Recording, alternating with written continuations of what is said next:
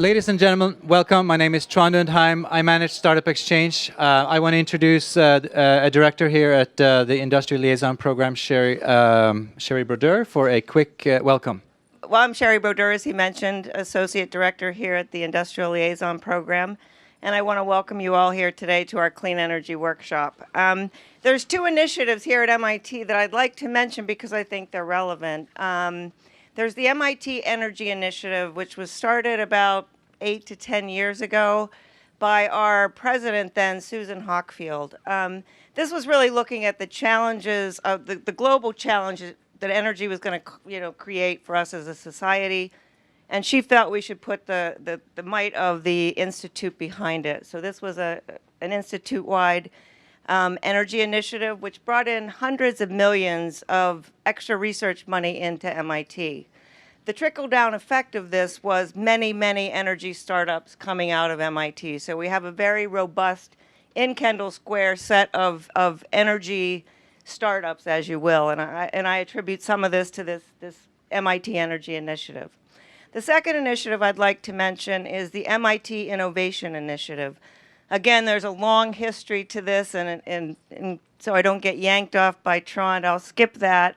But let me just say that it was started 2 years ago by our president now, Raphael Reif, and the intent of it was really looking at the innovation capability here at MIT. How do we accelerate that even more? How do we take ideas to impact in a faster rate? I think Trond and I were over at an event of the Innovation Initiative yesterday, and it really amazed me to look at all the programs, the entrepreneurship and innovation programs that surround this community that make it so innovative. So ranging from they're going to announce a new minor in entrepreneurship and innovation at MIT.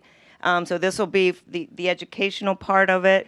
We have things like the venture mentoring services. We have seed funds and prize competitions and all of these activities that create this very viral and vibrant innovation ecosystem here in Kendall Square and in the greater Boston area. With that, I'd like to, and so with that's the MIT Startup Exchange. So why did we start this? This was really a call from our corporate partners. Those of you who are familiar with the Industrial Liaison Program know we're a corporate membership-based program. Really wanting to have, we've always connected our industry members, there's about 230 into the startup community, but it's been more ad hoc. There was a call to really make sense of this innovation ecosystem and help make more structured access to this great resource that's here around Kendall Square in the greater Boston area. So with that, we first of all started with building a very dynamic and curated database, keeping track of all the startups as they come out of MIT. I think I hear 50 a year, roughly, something like that. And then many are going defunct. So really keeping this database as dynamic and as up to date as we can. So that was step one. Step two was then building a community. So events like what we're having here today is part of that, where we try to have a nice mix of startups, industry, large corporations, and the MIT community to build partnerships and synergy. So we really grateful that you're all here today. I think, again, that if any of you that have been around Kendall Square for very long have seen the explosion that's happened around here. I think Bloomberg recently voted Massachusetts the most innovative state in the United States. We're very proud of that, to beat out California. And I always think the difference between Silicon Valley and here, when I look at this community, it's proximity and its diversity of technology that kind of makes this place very unique. So with that, I've got to introduce our speakers.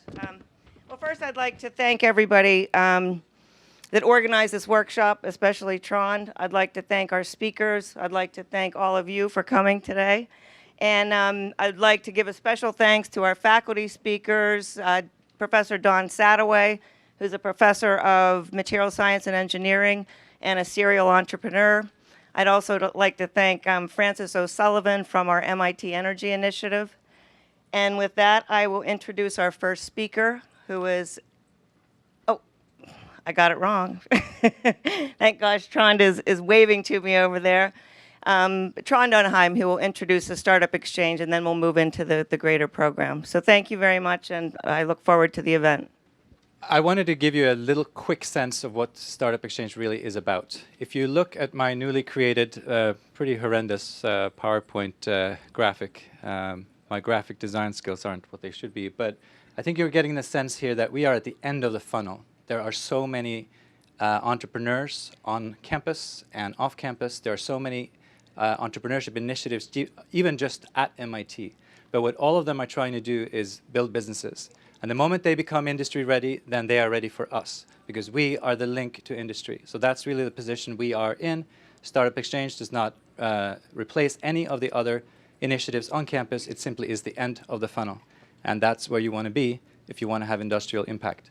So we have about 1,100 startups so far that we have talked to, that are alive, that are actively being matched and talking to industry, and that are interesting to industry. Not all of them, obviously, are in clean tech, today's topic, but we have over 100 energy startups, and I think that's probably also a misnomer.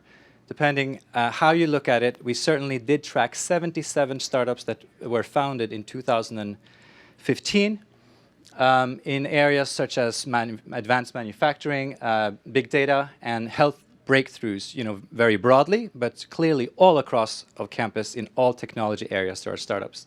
Now, why does this happen? It happens because even at the faculty level, people are entrepreneurs. There's over 170 serial co-founders, serially entrepreneurial faculty on campus. They have produced some of the startups you see on these slides. They are an enormous beginning of this force that obviously also consists of a tremendous amount of students and eventually alumni that create this phenomenon. It's hard to get a real count on clean tech. It is, and I think Emily, our moderator, will host a discussion on what the term really means today. And when I came to a count of 90+ startups in clean tech, I had to cheat a little bit because they're not actually all labeled as clean tech in our database. So that's going to be a point for discussion, whether it's renewable energy, energy efficiency. There is some change going on in terms of the ways that we label these things, the business models, and that's indeed why we are in this room. We're trying to understand what is happening, what's attractive, what's not attractive. Just one example of what STEX is doing. So I said we were at the end of the funnel. So here is Tulip, which is one of the more exciting startups to come out of MIT over the last few months. We were part of taking them out of stealth. What does that mean? They, of course, existed. They were incorporated. They had a team. They were in Somerville. They were doing great things. But we were among the first.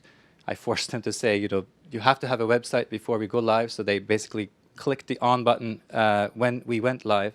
We took them to California, flew a lot of startups over to California, and we essentially presented them to the world, ostensibly to industry for the first time. This kind of thing is what we want to do more of.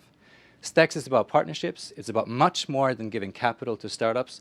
It is, in fact, much more about partnerships, client deals, early engagement, things that are proof points that any startup needs. We already work with about 1/3 of ILP's member companies. These are companies that you have all heard of. They are all actively sourcing startups from MIT, and I'm sure trying to source it from everywhere else. We just happen to think that this is a pretty practical place to start when you're sourcing innovation. We have made it very easy. There's a template for a large company when they look for startups. They just fill out this template. We work with them on our process, and you can custom source startups. When you're a startup in our database, you can also obviously search for other startups and connect with peers. We think that's going to be a very powerful force going forward. 1,100 startups. There's a lot to learn there. There's a lot of potential partnerships and clients, even just among your peers. 2 live opportunities I wanted to present, and we have some people in the room, I believe, representing at least one of them who will speak just a little bit later. Energy giant Eni seeks contacts with MIT startups, and ExxonMobil needs no introduction, also actively seeking startups on campus.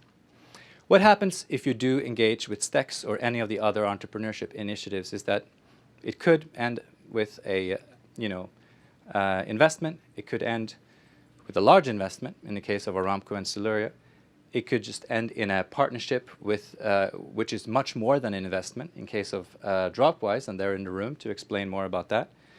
And it happens in every field. So this one was with Samsung and autonomy in the area of driverless cars, which happens to be pretty interesting at the moment.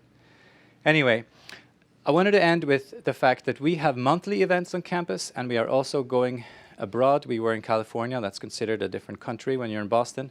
We're planning to go even further, such as New York, and eventually make our way outside of the United States and cross the pond with our startups and with our entrepreneurial faculty.